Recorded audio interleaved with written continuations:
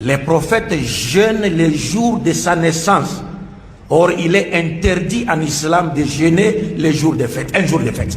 Si les prophètes jeûnent les jours de sa naissance, c'est-à-dire ce jour n'est pas un jour de fête. Parce que l'islam interdit de jeûner un jour de fête. Même le vendredi, qui est un jour de fête. Si vous voulez jeûner le vendredi, vous êtes obligé d'abord de jeûner le jeudi et de le faire suivre avec les jeûnes du vendredi. Et si vous voulez jeûner, si vous n'avez pas jeûné le jeudi, vous devez jeûner le vendredi et le faire suivre avec un jeûne le samedi. Vous ne pouvez pas jeûner le vendredi d'une manière isolée parce que c'est un jour de fête. Donc quand les prophètes jeûnent le lundi d'une manière isolée, ça montre directement que le jour de sa naissance n'est pas un jour de fête. C'est que les prophètes, lui, il jeûne le lundi. Il montre qu'il est né un lundi. Il n'a pas indiqué la date de sa naissance pour dire que non, je suis né le 12 Rabiul Awal. Même si les oulémas sont d'accord, parce qu'il y a des divergences sur les dates, mais d'une manière générale, les oulémas sont d'accord qu'il est né le 12 Rabiul Awal. Mais le prophète, lui, il n'a pas choisi l'année, il n'a pas choisi la date, il a choisi les jours. Et les gens qui commémorent la naissance du prophète, au lieu de choisir le jour, de la commémorer alors chaque lundi, comme le faisaient les prophètes, et ils choisissent la date. Vous avez compris cela? Les prophètes choisissent le jour, vous choisissez la date. Mais ce qui montre clairement même que vous n'aimez pas les prophètes. Parce que quand vous choisissez la date, vous allez commémorer sa naissance une seule fois. Mais lui-même a choisi les jours. Dans notre calendrier grégorien ici, si nous choisissons les jours un lundi et que nous devons commémorer la naissance du prophète chaque lundi, en une année, nous allons le faire 48 fois. Maintenant, commémorer la naissance, entre celui qui commémore la naissance du prophète 48 fois et celui qui la commémore une seule fois, qui aime vraiment les prophètes? Et commémorer les prophètes, Zikr Mawlid Rasoul, ce n'est pas Ihtifal bi Mawlid Rasoul, c'est-à-dire en faire une fête. Parce qu'il est interdit d'abord de présenter les jours de la naissance du prophète comme étant un jour de fête. 2. Mais il n'est pas interdit de commémorer les jours de la naissance du prophète, c'est-à-dire chaque lundi.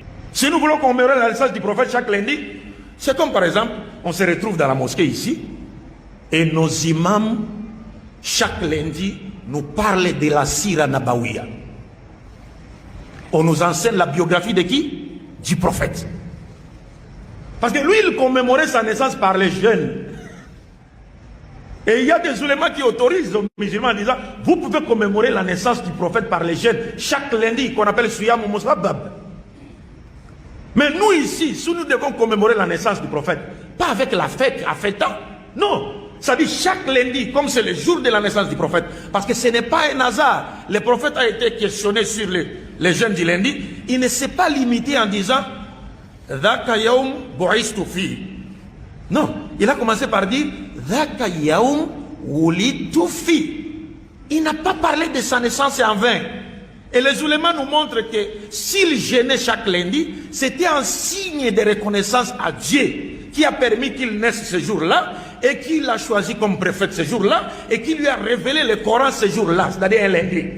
Et vous vous rappellerez qu'il y a des oulémas qui disent le prophète a fait la hijra lundi, il a fait le mirage lundi et puis il est mort un lundi.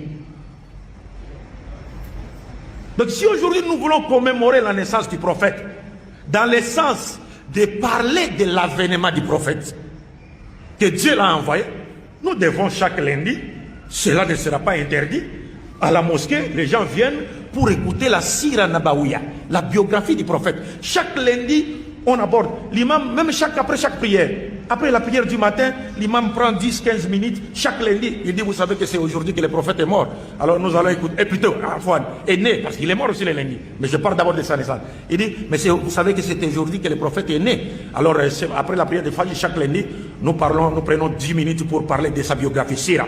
Après cela, vous verrez encore, il arrête les musulmans, on parle un peu de la Sira. On lit un chapitre de la Sira. Après Maghrib, en une année, on va finir tout un livre de Sira Nabawiya.